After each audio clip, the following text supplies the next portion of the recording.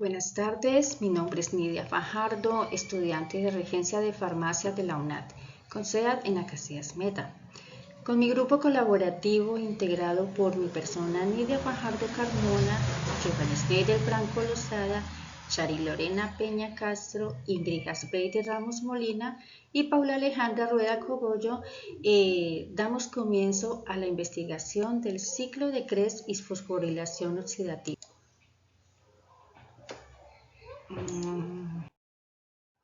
¿Qué es el ciclo de Krebs? Como vemos en la imagen, un ciclo es una ruta en cadena donde se producen reacciones enzimáticas interconectadas que descomponen la glucosa y otros sustratos metabólicos en dióxido de carbono. Estos liberan electrones y protones en el proceso. Todo este ciclo sucede en la mitocondria y estas reacciones enzimáticas las aprovechamos para nuestra respiración celular y la obtención de energía indispensable para nuestras funciones corporales. La importancia del ciclo de Krebs. Es importante porque desempeña un papel fundamental en la generación de energía para nuestras células.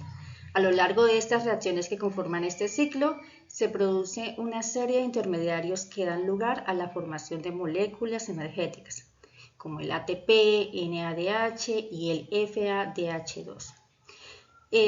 Además de este papel en la generación de energía, el ciclo de Krebs también se interconecta con otras rutas metabólicas, como por ejemplo tiene lugar en la matriz mitocondrial donde se lleva a cabo la cadena de transporte de electrones. Esto facilita la transferencia de electrones y la generación de ATP. De igual forma, este ciclo se interconecta con la gluconeogénesis, la síntesis de aminoácidos y la síntesis de lípidos. Estas conexiones permiten que la célula regule el flujo de metabolitos y se adapta a las diferentes demandas energéticas según la condición de su entorno. Así que este ciclo, que nunca ha de terminar, es muy importante para nuestra vida porque se encarga de generar energía a nuestras células y sin esto pues obviamente nuestro organismo se moriría, dejaríamos de existir. Es como si estuviéramos viviendo un momento de asfixia. Al no haber oxígeno, no se produce la combustión de la glucosa que genera CO2. Vemos que tiene función la homeostasis. La homeostasis es un estado de equilibrio entre todos los sistemas del cuerpo necesarios para que podamos sobrevivir y funcionemos de forma adecuada. Bien, entonces doy paso a mi compañero Johannes Schneider. Las principales reacciones del ciclo de Krebs: condensación de acetil-CoA y oxalacetato. El ciclo de Krebs comienza cuando una molécula de acetil-CoA se condensa con la molécula de oxalacetato para formar un ácido cítrico. O sea que lo que hacen estas dos moléculas se condensan entre sí para poder formar ese llamado ácido cítrico. Esa reacción está catalizada por la enzima citrato cistasa. Entonces nosotros podemos visualizar que esta es la fórmula o esta es la gráfica de aquella condensación. Isomerización del ácido cítrico. El ácido cítrico formado en la primera reacción es isomerizado por la aconitasa para formar cisaconitato. O sea, lo que hace es formarlo. Aquí podemos mirar nosotros también la fórmula correspondiente o en sí la gráfica que se utiliza o el ejemplo más claro. Deshidratación del cisaconitato. El cisaconitato se deshidrata, o sea, aquí comienza a fallar, o sea, comienza a deshidratarse para formar citrato, pero comienza a formar un citrato mediante la enzima aconitasa. Aquí podemos mirar también la gráfica respectiva. Descarboxilización del citrato. Bueno, esa es una reacción muy importante. ¿Por qué? Porque ella elimina una molécula de agua y la adiciona en una molécula de agua en otra posición del citrato. Aquí podemos mirar nosotros nuestra molécula de agua, la cual opta por otra posición en el citrato. Oxidación del isocitrato. Bueno, en este caso se oxida para formar acetaglutarato mediante la isocitrato deshidrogenasa, liberando dióxido de carbono y reduciéndolo en NAD, que significa nicotamina adina dinucleótido. Bueno, ¿qué significa esta sigla? Bueno, es una función que cumple en nuestro cuerpo, que es la vitamina B3, la cual nos ayuda en nuestro metabolismo, en la parte del envejecimiento celular, la reparación del ADN y la expresión de genes. Ahora, esas dos cumplen con una función casi similar, pero ¿qué pasa con esta? Descarbonización del acetaglutarato. Bueno, ¿qué pasa con el acetaglutarato? Se convierte en succinil mediante la acetaglutarato deshidrogenasa, liberando dióxido de carbono y reduciéndolo. Ahora se convierte en succinil. Ahora vamos a mirar lo que es la formación del succinato. Bueno, el succinil-CoA se convierte en succinato, generando una molécula de ATP o GTP en el proceso. ¿Qué es GTP? Bueno, es una molécula similar a la del ATP, dado que también se utiliza como moneda energética. Ahora, ¿qué es el ATP? Es una molécula fundamental para diversos procesos vitales, ya que es la mayor fuente de energía para la síntesis de macromoléculas complejas como el ADN y el ARN y otras proteínas. Oxidación del succinato. El succinato se oxida para formar fumarato mediante el succinato deshidrogenasa, reduciendo FAT o FATH2 en el proceso. Es el único complejo enzimático en el ciclo de Krebs que está unido en la membrana interna mitocondrial y que también es parte de la cadena de transporte de electrones. Hidratación del fumarato. El fumarato se hidrata para formar el hemarato mediante la fumarasa. Oxidación del L-hemarato. El L-hemarato se oxida para formar oxilacetato mediante la L-hemarato deshidrogenasa, reduciendo NAD y NADH en el proceso.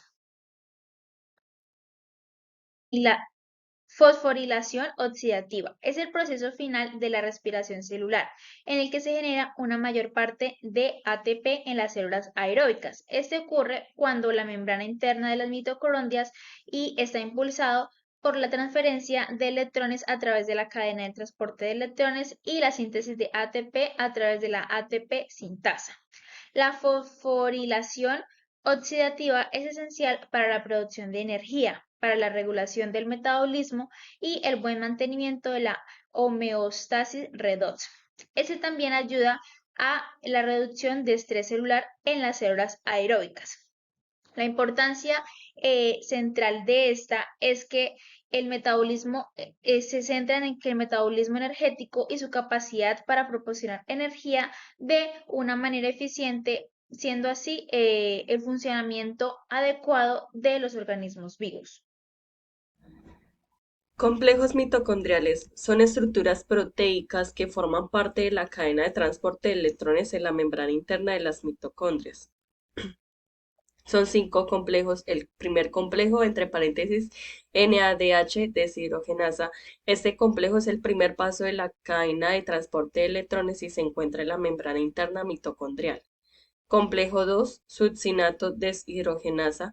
Aunque técnicamente no es parte de la cadena de transporte de electrones, el complejo 2 es importante porque cataliza la conversión del succinato en fumarato en el ciclo de Krebs y los electrones resultantes se transfieren a la ubiquinona.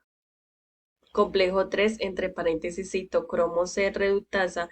Este complejo acepta electrones del ubiquinol y los transfiere al citocromo C, una pequeña proteína soluble en el espacio intermembranoso.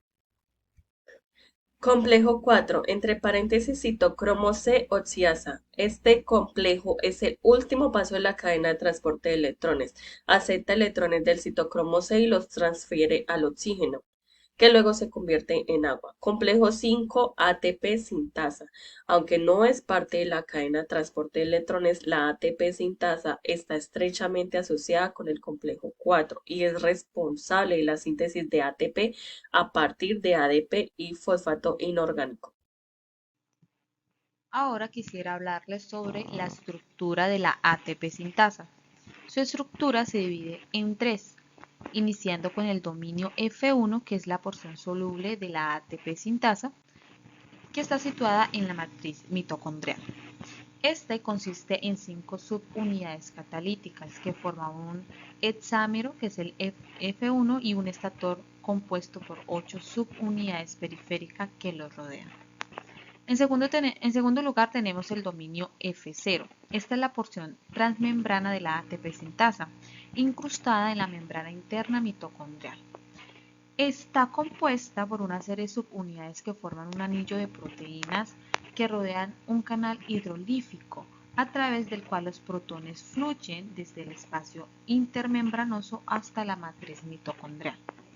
Finalmente tenemos la conexión de estos dos primeros, como su nombre lo dice, conexión, es donde los dominios F1 y F0 se conectan por un extractor proteico que transmite el movimiento rotativo desde el dominio F0 al dominio F1, finalmente formando una sola enzima que es la ATP sintasa. Finalmente tenemos el funcionamiento de esta ATP sintasa. ¿Cómo funciona esta ATP sintasa? Funciona en diferentes aspectos. En primer lugar tenemos como generación de gradiente de protones. Durante la cadena de transporte, los electrones, los complejos 1, 3 y 4 bombean protones hacia el espacio intramembranosos de las mitocondrias, creando un gradiente de protones, o sea, como un potencial de protones a través de la membrana interna. Funciona también como flujo de protones, que es donde estos se acumulan en el espacio intramembranoso y en donde tienden a fluir de vuelta hacia la matriz mitocondrial. Tenemos la síntesis de ATP, que es cuando los protones fluyen a través del canal hidrofílico del dominio F0, ya mencionado, de la ATP sintasa. Se produce un cambio conformacional en la enzima que hace que el dominio F1 gire. Finalmente tenemos la liberación de ATP, que se realiza una vez ya se ha sintetizado la ATP. Se libera de esta ATP sintasa hacia el citosol o hacia el espacio periplasmático en bacterias, donde puede ser utilizado por la célula como fuente de energía.